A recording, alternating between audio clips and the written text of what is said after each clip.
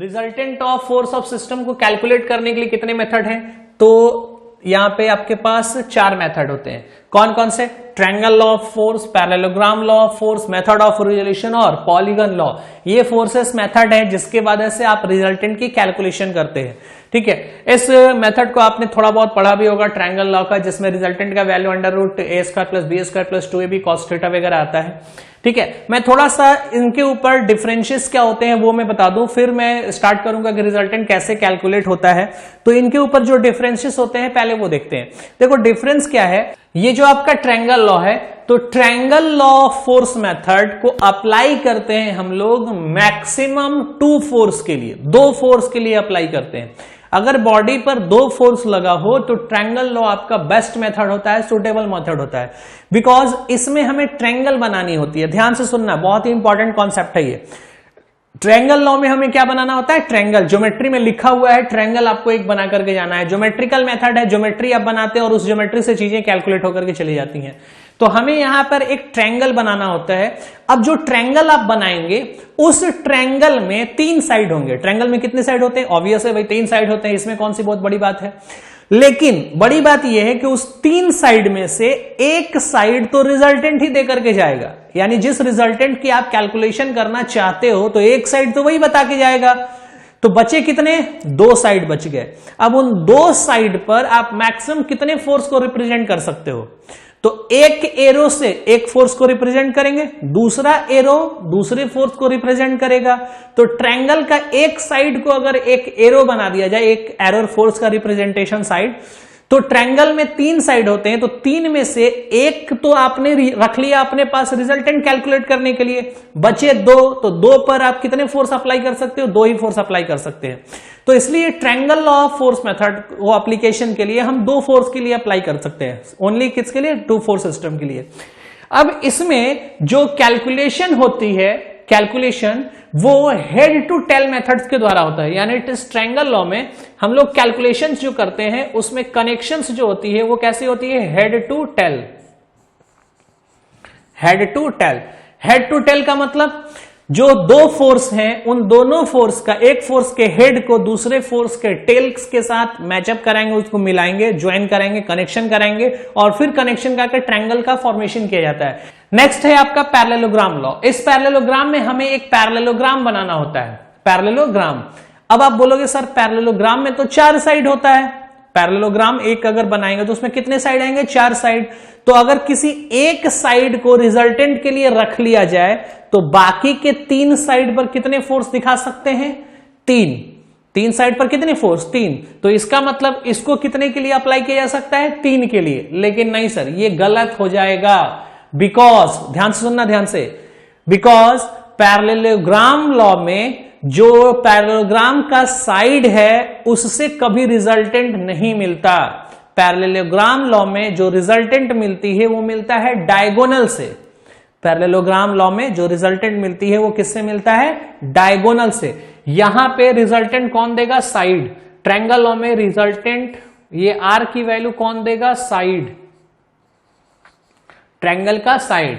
लेकिन parallelogram law में जो रिजल्टेंट होगा इसका वैल्यू कौन देकर के जाएगा? डायगोनल। डायगोनल।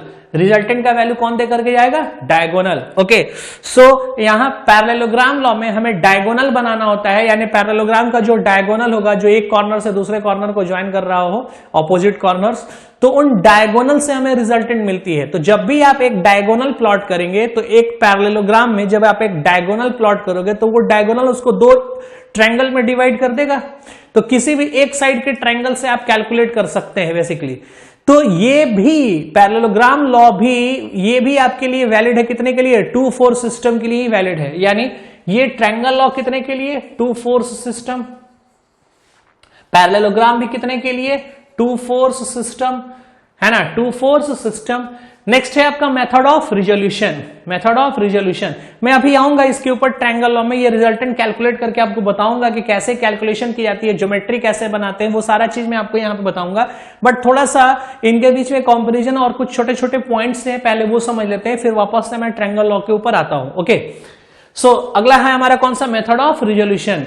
अब सर ये जो मेथड ऑफ रिजोल्यूशन होता है ना, ये आप कितने भी number of forces of system के लिए लगा सकते हो, क्योंकि इसमें हमें कोई पर्टिकुलर ज्योमेट्री नहीं बनानी होती है, इसमें रिजॉल्व करना होता है फोर्स ऑफ सिस्टम को, कार्टेशियन कंपोनेंट्स के बीच में इनको रिजॉल्व करना पड़ता है। तो यहां पे मेथड ऑफ रिजोल्यूशन को जब आप अप्लाई करेंगे तो ये n number of force of system के लिए n number of force of system, n number of force of system के लिए इसको अप्लाई कर सकते हैं। यहां पे 4 फोर्स हो, 10 फोर्स हो, 50 फोर्स हो, कोई फर्क नहीं पड़ता, जितने भी फोर्सेस हो सारे फोर्सेस का एक साथ हम लोग यहां पे रिजल्टेंट कैलकुलेट कर सकते हैं। ठीक है, कैसे होता है वो रिजल्टेंट मेथड ऑफ रिजोल्यूशन में हम लोग देखेंगे। पॉलीगन लॉ भी सेम है, सेम तरीका है पॉलीगन लॉ का भी। पॉलीगन में भी आप बहुत सारे number of force of system के लिए कैलकुलेट कर सकते हो। ठीक है, अब ध्यान से समझिएगा, ये जो पैरेललोग्राम और ट्रायंगल बनाने का जो तरीका होता है, इसमें मैंने आपको ट्रायंगल के केस में यहां बता दिया कि ट्रायंगल कैसे बनाते हैं, हेड टू टेल से। लेकिन पैरेललोग्राम अगर आपको बनाना होगा, पैरेललोग्राम, तो पैरेललोग्राम के लिए टेल टू टेल कनेक्शन करते हैं। इस पैरेललोग्राम के लिए कैसा कनेक्शन करते हैं, tail to tail, tail to tail. Parallelogram के लिए कैसा कनेक्शन करते हैं, tail to tail. Tail to tail connection से हम लोग पैरेललोग्राम लॉ बनाते हैं। ठीक है, मेथड ऑफ रिजोल्यूशन में हमें कोई कनेक्शन नहीं करनी पड़ती है, यहां तो रिजॉल्व करना पड़ता है। नाम में ही है इनका रिजोल्यूशन, यानी आपको रिजॉल्व करना है, ब्रेक करना है, तोड़ना है। इसमें हम लोग पहले एक फोर्स को दो अलग अलग कंपोनेंट्स कंसिडर करके तोड़ते हैं परपेंडिकुलर एक्सिस पर, और फिर उनको एक साथ अलजेब्राइक समेशन करते हैं। तरीका मैं बताऊंगा कैसे क्या करते हैं। तो ये छोटे छोटे डिफरेंसेस हैं इनके बीच में। ठीक है, जो ऑब्जेक्टिव क्वेश्चन में कभी कभी आ जाता है, पूछ लिया जाता है, triangle law of force of system कितने के लिए वैलिड है, 2 फोर्स सिस्टम के लिए। ट्रायंगल कैसे बनाते हैं, हेड टू टेल से। ये आप अभी ज्योमेट्री जब बनाओगे तो उसमें दिख जाएगा कि कैसे कैसे ये बनाया जाता है। Okay, so let's start triangle law. ये आपका कोई भी एक बॉडी है, इस बॉडी पर फोर्सेस लग रहे हैं, इस बॉडी पर फोर्सेस लग रहे हैं। ये 2 फोर्स मैंने यहां पे लगा दिए, ये एक F1 फोर्स है और यहां पर एक F2 फोर्स है। ये 2 फोर्सेस लगा दिए, F1 फोर्स और F2 फोर्स, और इन दोनों के बीच का एंगल ये आपका दे दिया थीटा। इन दोनों के बीच का एंगल कितना हो गया, ये थीटा हो गया। ठीक है, पोजीशंस आप चाहो तो चेंज कर सकते हो फोर्सेस का। जैसे आपने कहा कि सर ये आपका बॉडी है, तो एक फोर्स में यहां पे लगा दूं F1 और दूसरा फोर्स में यहां पे लगा दूं ये F2, ये F2, ये F1 हो गया और ये हो जाएगा आपका F2। ये जो F2 आपका फोर्सेस है, ये F2 फोर्स हॉरिजेंटल से, इस हॉरिजेंटल से लेट्स सपोज ये एंगल आपका बन रहा है थीटा। इस हॉरिजेंटल से इसने कितना एंगल बनाया, थीटा। तो ये F2 जो है हॉरिजेंटल से थीटा एंगल बना रहा है। अब मुझे इसकी रिजल्टेंट कैलकुलेट करनी है। रिजल्टेंट कैलकुलेट करने के लिए फर्स्ट ऑफ ऑल मुझे इनका वो डायग्राम, वो ज्योमेट्री बनानी होगी जिसके थ्रू मैं कैलकुलेट करना चाहता हूं। अगर मैं ट्रायंगल लॉ ऑफ मेथड से इनकी रिजल्टेंट कैलकुलेट करना चाहता हूं, then we have to make a triangle by these 2 force of system. अगर मैं पैरेललोग्राम लॉ से कैलकुलेट करना चाहता हूं, then we have to make a parallelogram. Okay, so पहले हम लोग ट्रायंगल लॉ के थ्रू देखेंगे। तो ट्रायंगल लॉ में मुझे इससे ट्रायंगल बनाना है। तो ट्रायंगल कैसे बनाते हैं, हेड टू टेल कनेक्शन से। एक फोर्स के हेड पे दूसरे फोर्स का टेल को कनेक्ट कर देंगे तो ट्रायंगल लॉ मेथड से ट्रायंगल बनाया जा सकता है। तो पहले इसके ट्रायंगल को कन्वर्ट करते हैं। तो जरा देखना, ये एक फोर्स मैंने यहां से उठाया और इसको यहां पे दिखा दिया, ये पहला फोर्स है F1, ये पहला फोर्स F1। ये जो एरो आप देख रहे हो यहां से यहां तक, ये एरो क्या बताएगा, मैग्नीट्यूड, लेंथ ऑफ एरो क्या बताएगा, मैग्नीट्यूड ऑफ दैट फोर्स। तो इस फोर्स की मैग्नीट्यूड कितनी हो गई, F1। इस फोर्स की मैग्नीट्यूड कितनी हो गई, F1। F2 फोर्स का मैग्नीट्यूड ये F2 है। F2 को अब हम ले जाकर के इसमें कनेक्ट करेंगे, ज्वाइन करेंगे। बट ज्वाइन ट्रायंगल में कैसे करते हैं, हेड टू टेल। तो F1 का ये हेड रहा, ये वाला जो पॉइंट है वो क्या है, F1 का हेड। ये जो पॉइंट है वो क्या है, F1 का हेड है। तो इस F1 के हेड पर F2 का टेल पुटअप कर दिया, ये टेल पुटअप कर दिया, ये F2 हो गया। यानी यहां से यहां तक का ये जो मैग्नीट्यूड है इसको हम लोग क्या बोल देंगे, F2। ठीक है, F2। अब ये जो F2 था वो हॉरिजेंटल से कितना एंगल बना रहा था, थीटा। यानी या F1 ये हॉरिजेंटल अगर मान ले, F1 का ये लाइन हॉरिजेंटल मान ले, तो इस हॉरिजेंटल से कितना एंगल बना रहा है, थीटा। हॉरिजेंटल से कितना एंगल बनाया, थीटा। तो हॉरिजेंटल से थीटा एंगल ये बना रहा है, इस थीटा एंगल को यहां पे दिखा दिया, ठीक है, ये दिखा दिया थीटा एंगल। ये हमारा फोर्स ऑफ सिस्टम के दोनों फोर्स दिखा दिए। अब जरा समझना, आप ऐसे सोचना जरा कि कोई पर्सन जो स्टार्टिंग में इस पोजीशन पे खड़ा है, वो ठीक है यहां पे खड़ा है, और वो ट्रेवल करना स्टार्ट किया, जैसे आप यहां पे हैं, यहां से ट्रेवल करना स्टार्ट कर रहे हो, ठीक है, किसी एक पॉइंट पर है, वहां से ट्रेवल करना आप स्टार्ट कर रहे हो। तो इस पॉइंट से ट्रेवल करते हुए आप यहां तक पहुंचे, और यहां आने के बाद फिर ट्रेवल करते हुए आप ऊपर की तरफ, यहां ऊपर की तरफ जा रहे हो, और आप ट्रेवल करके इस पॉइंट पर आ गए, यहां पे इस वाले पर्टिकुलर पॉइंट पर आप पहुंच के, ठीक है। अब इनिशियल पॉइंट आपकी ये है, इनिशियल लोकेशन आपकी ये थी जहां पे पहले आप थे, और फाइनल पोजीशन जो आपकी है वो अब आप यहां पे हो। तो अगर आपसे पूछा जाए कि नेट जो आपने डिस्प्लेसमेंट ट्रेवल किया, net displacement not distance, net displacement जो आपकी हुई वो कौन सी होगी, तो आप क्या करोगे, इनिशियल से फाइनल देख लेंगे कि इनिशियल से फाइनल की दूरी कितनी रही। तो जो नेट रिजल्टेंट रहा, नेट रिजल्टेंट वो वैल्यू कहां से मिलेगा, इनिशियल टू फाइनल। तो मैं यहां पे इनिशियल टू फाइनल इनको ज्वाइन करा रहा हूं, इनिशियल से फाइनल। तो ये इनिशियल से फाइनल यहां पे ज्वाइन कर दिया, इनिशियल से फाइनल। तो ये जो हमें देगा इनिशियल से फाइनल, इसी को हम लोग क्या बोलेंगे, रिजल्टेंट। ये जो इनिशियल से फाइनल आपका आएगा, इसको क्या बोलोगे आप, रिजल्टेंट। Got it. सो ये आपकी रिजल्टेंट वैल्यू होगी। तो आप जरा यहां पे ध्यान से देखना, आपका एक ट्रायंगल बन चुका है, ये जो ज्योमेट्री है ये एक ट्रायंगल बन चुकी है। इस ट्रायंगल के दो साइड से मैंने दोनों फोर्स को रिप्रेजेंट कर दिया, और जो थर्ड साइड है, तीसरा साइड है, जो क्लोजिंग साइड है, जो इसको क्लोज करते हुए जा रहा है ट्रायंगल को, उस थर्ड साइड से, क्लोजिंग साइड से मैंने रिजल्टेंट को रिप्रेजेंट कर दिया। बट इसके डेफिनेशंस को जब आप लिखोगे तो उसमें एक थोड़ा सा चेंज करके लिखना होगा। क्या, जरा वो देखेंगे। आप फोर्सेस का डायरेक्शन जो ले रहे हो वो किसी एक ऑर्डर में आपने कंसिडर किया, जैसे यहां से यहां गए, फिर यहां से यहां गए, तो एक डायरेक्शन में ये चल रहा है। इस डायरेक्शन में अगर ट्रायंगल आप बनाते तो ट्रायंगल कैसे बनाते, यहां से यहां गए, फिर यहां गए, फिर यहां आ गए वापस, यानी डायरेक्शन आपका कुछ इस तरीके से होता। क्लियर है, डायरेक्शन कैसा होता, कुछ इस तरीके से, यहां से यहां गए, फिर ऊपर गए, फिर वहां से वापस इधर की तरफ आए, तो ये कुछ आपका होता है डायरेक्शंस। बट यहां रिजल्टेंट में आपको क्या दिख रहा है कि फोर्स की जो डायरेक्शन आपने कंसिडर की है उसके ऑपोजिट डायरेक्शन में रिजल्टेंट का वैल्यू हमारा आया है।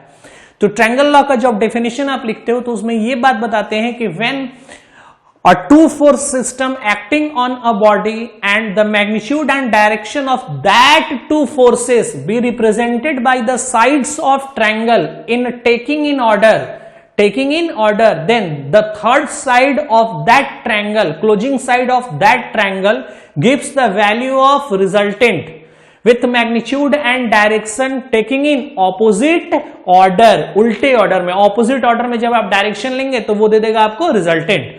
क्लियर है, तो ये एक छोटी सी बात आपको ध्यान में रखनी होगी। एनीवे, तो आगे मैं चलता हूं यहां पे। तो ये जो आपकी रिजल्टेंट थी, इस रिजल्टेंट का वैल्यू आपको कैलकुलेट करना है। रिजल्टेंट का वैल्यू का मतलब क्या, आपको रिजल्टेंट का ये जो लेंथ है, एरो है इनिशियल से फाइनल, इसका लेंथ का मैग्नीट्यूड बताना है कितना होगा लेंथ। बिकॉज आप जानते हो कि अगर एरो की लेंथ अगर कैलकुलेट कर लिया आपने तो वो रिप्रेजेंट कर देगा किसको, फोर्स के मैग्नीट्यूड को। तो मुझे यहां पर इस एरो की लेंथ कैलकुलेट करनी है कि इस एरो की लेंथ क्या होगी। तो अगर इस एरो की लेंथ की आप बात करेंगे तो इसमें थोड़ा सा चेंजेज मैं कर रहा हूं, और चेंजेज करके आप आसानी से यहां पे एक लेंथ कैलकुलेट कर सकते हैं। ये जो पॉइंट है, फाइनल वाला पॉइंट, यहां से एक परपेंडिकुलर ड्रॉप करते हैं। तो अगर यहां से एक परपेंडिकुलर आपने इस पॉइंट तक ड्रॉप किया, यहां पे ये परपेंडिकुलर आपने ड्रॉप किया, तो ये जो हाइट है, ये हाइट कितनी होगी ये हमें कैलकुलेट करना है। और यहां से यहां तक ये जो डिस्टेंस है ये कितनी होगी ये कैलकुलेट करना है। ठीक है, ये डिस्टेंस का वैल्यू आपको पता है, इस डिस्टेंस का वैल्यू आपको मालूम है, this distance is known as F2। यहां से यहां तक ये जो वैल्यू है ये कौन सी है, F2 की वैल्यू है। ओके राइट, ये F2 की वैल्यू है, ये हमें मालूम है। तो कैसे कैलकुलेशन होगा, लेट सपोज मैं इस हाइट को कह लेता हूं y और इसको मैं कह लिया x। कैलकुलेशन जब आप करोगे, ठीक है, कैलकुलेशन इसमें, तो इस ट्रायंगल में मैं यहां पे लगा दे रहा हूं साइन थीटा, मैंने इसमें लगा दिया साइन थीटा। साइन थीटा आप लिखेंगे, साइन थीटा क्या होता है, sine theta perpendicular by what, hypotenuse, sine theta is equal to perpendicular by hypotenuse, ठीक है, परपेंडिकुलर बाई हाइपोटेनस, लंब बाई कर्ण।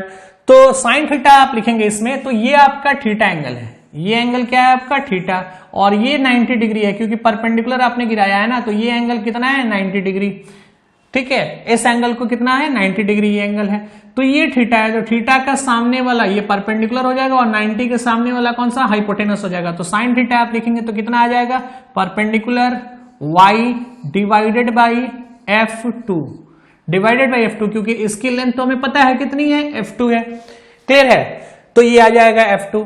तो यहां से y की जो वैल्यू हो जाएगी, y की वैल्यू कितनी आ जाएगी f2 sine theta, y is equal to f2 sine theta. Similarly अगर इस ट्रायंगल में मैं cos थीटा लगा दूं, cos थीटा, तो cos थीटा क्या होता है, cos theta base by hypotenuse, base by hypotenuse, तो बेस कितना x बाई हाइपोटेनस कितना हो जाएगा f2, बेस थीटा के सामने वाला परपेंडिकुलर जो बच गया वो क्या हो जाएगा बेस, तो ये बेस हो गया और ये हाइपोटेनस आपका, तो यहां से x की वैल्यू आ जाएगी कितनी f2 cos थीटा, x की वैल्यू कितनी आ जाएगी f2 cos थीटा। तो ट्रायंगल जो आपका बना उस ट्रायंगल को मैं फिर से एक बार ड्रॉ कर दूं, यहां पे ट्रायंगल जो आपका बना ये पहले हमारा यहां से यहां तक f1 था। अब इस डायग्राम में अगर आप ध्यान से देखें तो आपको एक ट्रायंगल दिखेगा, जिस ट्रायंगल में यहां से यहां तक ये पूरी वैल्यू जो आपको मिलेगी वो मिलेगा f1 plus f2 cos theta की, f1 plus f2 cos theta की, और ये एक हाइट मिलेगी आपको यहां से यहां, ये हाइट, जिस हाइट को आप बोल दोगे f2 साइन थीटा, ये हाइट कितना हो जाएगा f2 साइन थीटा, और फाइनली आपको यहां से इस पॉइंट से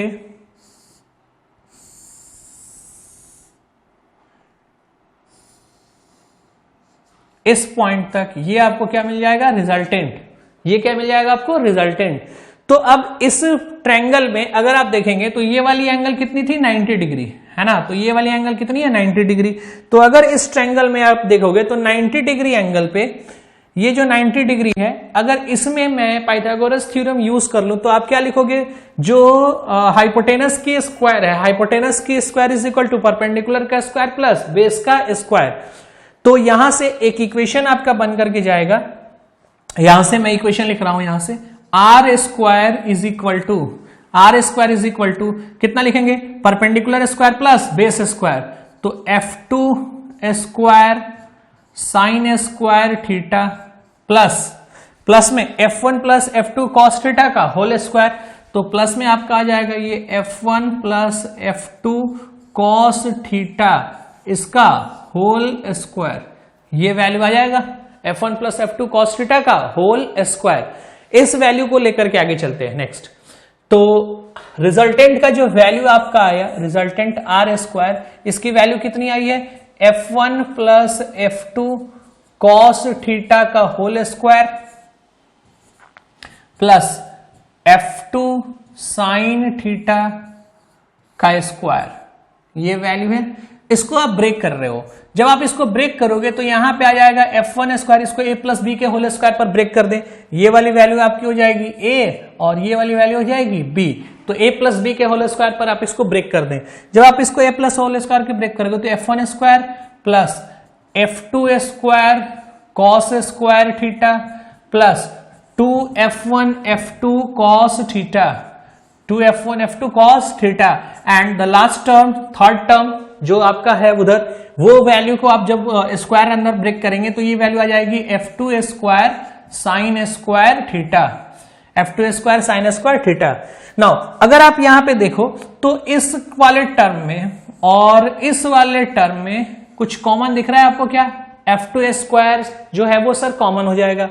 तो उस टर्म को कॉमन करके अगर आप लिखते हैं तो नेक्स्ट आपका जो इक्वेशन बन जाएगा यहाँ पे, ये आ जाएगा f1 स्क्वायर प्लस f2 का स्क्वायर, और जब इसको कॉमन करोगे तो बनेगा क्या sign square theta plus cos square theta, और ये आइडेंटिटी है, sign square theta plus cos square theta ये आइडेंटिटी है जिसकी वैल्यू कितनी हो जाएगी 1, तो ये वैल्यू हो गई 1। बचा जो आपका इक्वेशन में वो हो जाएगा 2f1 f2 cos theta, 2f1 f2 cos theta, ये किसका वैल्यू आया, आर स्क्वायर का। तो आर की जो वैल्यू हो जाएगी क्या हो जाएगी, आर की वैल्यू हो जाएगी अंडर रूट, ये आपकी रिजल्टेंट की इक्वेशन आ गई। रिजल्टेंट क्या कैलकुलेट होकर क्या आ गया, under root A square plus B square plus 2ab cos theta.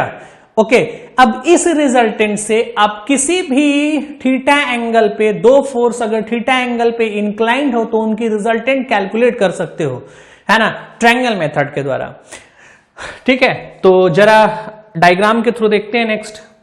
ये जो रिजल्टेंट आया ये क्या आया, यानी कोई भी अगर आपका ये बॉडी है अगर, और इस बॉडी पर दो फोर्सेस लग रहे हो, एक फोर्स ये लग रहा है F1, दूसरा फोर्स कहीं भी लग रहा है ये F2, और दोनों के बीच का एंगल अगर ये थीटा है, तो इन दोनों का जो रिजल्टेंट आप बनाओगे, रिजल्टेंट मतलब ट्रायंगल जो बनाओगे, ये हमारा F1 आ गया और ये यहां से यहां तक हमारा F2 आ गया, head to tail connection F1 F2, और यहां से यहां तक ये हमारी रिजल्टेंट हो गई।